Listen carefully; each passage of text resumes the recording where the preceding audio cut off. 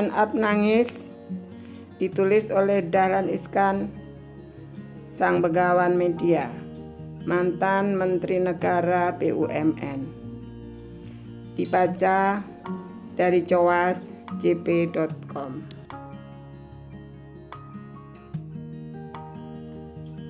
Alhamdulillah, ini 3 kali FNI sudah lolos uji Kementerian Kesehatan. fightcovid19.id sudah akan dipakai secara nasional. Hafiz yang mengusulkan sistem pool test sudah diajak bicara oleh BNPB. Anak-anak negeri yang cerdas itu begitu termotivasi untuk ikut menemukan jalan keluar persoalan bersama. Ahmad Al-Ghazi Ramadan kini sudah tinggal di Jakarta. Sejak ia dipanggil oleh BNPB, Ghazi sekarang tidur di salah satu kamar di kantor itu. Ghazi sudah lega. Sebelumnya, ia sempat nangis tengah malam dengan perasaan tertekan. Waktu itu, ia masih di Bangka. Tiba-tiba begitu banyak telepon yang harus ia terima. Ia masih terlalu muda untuk menerima tekanan kanan kiri. Umurnya baru 22 tahun. Pergaulan lamanya lebih banyak hanya satu arah, dengan komputer yang tidak pernah bisa mengancamnya. Sejak terkenal itu, Ghazi baca di Swe milenial nakal. Al-Ghazi harus berinteraksi dengan banyak orang, dengan segala watak dan karakter mereka. Tapi setelah BNPB merangkulnya, Ghazi menjadi tenang. Bahkan lebih semangat lagi.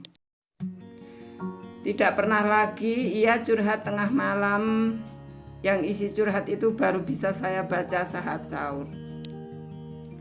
Dr. Syarif ITB Salman Hidayat juga sudah bisa lebih fokus pada produksi ventilator non-invasif (VNI). Setelah pemerintah meluluskan penemuannya itu lewat tes uji 2 kali. Memang VNI masih harus diuji di lapangan, yakni harus dicoba di 10 rumah sakit dulu. Itulah uji klinis yang harus dilalui. Setelah itu permohonan izin edar harus dimintakan. Tanpa izin edar, VNI tidak boleh dipakai secara umum, baik di rumah sakit maupun untuk kepentingan pribadi orang per orang.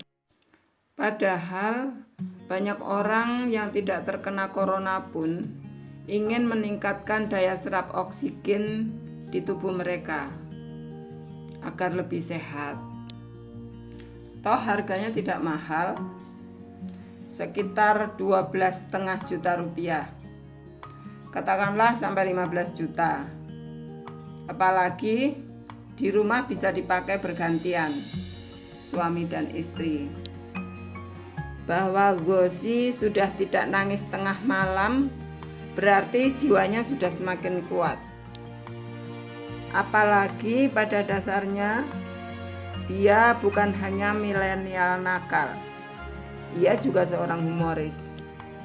Ghazi pernah ikut stand up komedi, manggung dari kafe ke kafe bersama Agung Pratomo yang punya nama panggung Agung Sadega, yakni ketika keduanya masih SMA di Bangka. Kok sekarang Anda tidak lucu lagi? Tanya saya kemarin. Badan saya yang lebih lucu, jawabnya. Ghazi menjadi gemuk sejak menekuni IT. Wajahnya sudah lebih banyak mencucu daripada tertawa. Siapa yang lebih lucu? Anda atau Agung? Tanya saya. Kan Bapak bilang saya sudah tidak lucu lagi. Ya beliaulah yang lebih lucu, jawabnya. Gosi sangat berutang budi pada Agung Sadega. Agunglah yang memperkenalkan Gosi ke temannya. Kebetulan teman Agung itu menjabat wakil Bupati Belitung, namanya Ishak Meirobi. Kalau di Kabupaten Belitung Timur ada BTP, di Kabupaten Belitung ada Ishak. Sama-sama suku Tionghoa, tapi beda jauh tutur bahasanya. Sama-sama tertarik politik, tapi Ishak memulainya sejak semester 5. Ishak langsung oke ketika Agung memberitahukannya tentang aplikasi yang dibuat Gosi. Itu masih awal Maret. Jam itu juga Ishak membentuk grup WA. Anggota grup itu 3 orang, Ishak, Agung, dan Gosi. Diskusi tentang aplikasi itu dibicarakan intensif di grup itu. 3 hari kemudian sudah bisa diputuskan. Belitung langsung memanfaatkannya. Ishaklah yang menambahkan ide perlunya dikombinasikan dengan gelang konser. Gosi setuju. Hari itu juga Ishak pesan gelang di Jakarta. Besoknya sudah bisa dikirim ke Belitung. Ishak pun langsung lapor ke Gubernur Bangka Belitung, El Sardi Rosman. Sang gubernur sangat responsif, bahkan langsung memanggil Gosi ke Bangka, memberinya pula tempat tinggal sementara. Provinsi Babel menjadi yang pertama menerapkan aplikasi fightcovid19.id. Ishak ikut bersyukur nama Gosi kini menasional. Meski hubungan Ishak Gosi begitu intens, tapi keduanya belum pernah baku muka.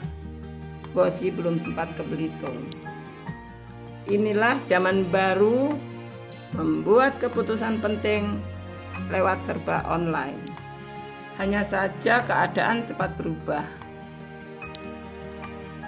Fungsi gelang itu sekarang dialihkan, bukan lagi untuk penumpang pesawat yang tiba di Belitung, tapi untuk penduduk yang harus diisolasi, ujar Ishak. Itu karena tidak ada lagi pesawat yang mendarat di Belitung. Dari 14 kali sehari menjadi sekali, menjadi tidak ada sama sekali, yakni sejak secara nasional dilarang 3 hari lalu.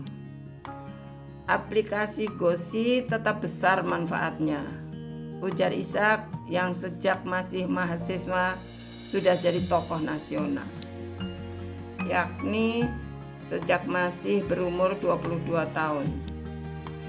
Waktu statusnya masih mahasiswa interior design di Universitas Tarumanegara Jakarta.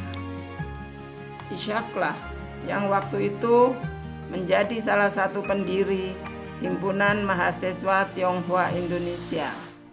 Ia pula yang pertama menjadi ketua umumnya. Saat itu suasana reformasi memang sangat kuat. Semua kelompok masyarakat menguatkan identitas masing-masing. Suasana reformasi pula yang membawa Ishak ke politik. Ia selalu memenangkan sayembara karya tulis di kampusnya. Dan ia selalu menulis tentang politik. Itu sebagai sumpahnya di saat ayahnya meninggal dunia di usia 65 tahun. Waktu itu Jakarta rusuh rasial. Sang ayah yang lagi menengok anaknya di Jakarta depresi. Keluarga kami di Jakarta sebenarnya aman. Tetangga kami banyak haji dan baik-baik semua, ujar Ishak. Ketika umur 26 tahun, Ishak ikut mendirikan partai baru, Partai Indonesia Baru atau PIB, dengan tokoh sentral Dr. Syahrir. Ishak menjadi salah satu ketua pimpinan pusat PIB di umurnya itu. Dari sinilah Ishak menjadi caleg DPRD Belitung, terpilih, termuda. Nama panggilannya tetap Ishak, mesti ia masih punya marga Li. Dan sekarang Ishak menjadi wakil bupati di sana, di umurnya yang 42 tahun. Saya bangga, sekarang nama Gossi sudah menasional, ujar Ishak.